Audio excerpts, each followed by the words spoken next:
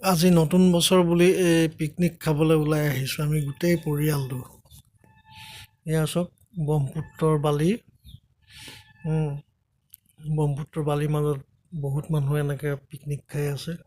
আমিও আজি নতুন বছৰ বুলি পিকনিক খাবলৈ ওলাই আহিছোঁ। যোৰহাট বাঘমৰাত পিকনিক প্লেচত আজি পিকনিক খাই মনটো বহুত ভাল লাগিলে। আৰু আপোনালোকৰ আগতো এইখিনি দেখুৱাম বুলি আগবঢ়াই লৈছোঁ। ইয়াত দেখিছেনে, বিৰাট ভাল লাগিছে, বহুত মানুহ গোট খাইছে ইয়াত। এইখিনি দেখাই দিছোঁ অকণমান। এইখিনি বহুত মানুহ প্ৰায় 500ৰ ওপৰত পিকনিক পাৰ্টি আহিছে, দেখিছেনে।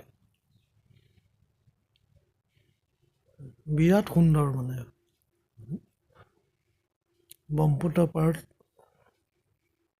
পিকনিক খোৱা মজাই বেলেগ, দেখিছেনে। মই গোটেই চিনেৰী দেখাই দিছোঁ আপোনালোকক এবাৰ। এইখিনি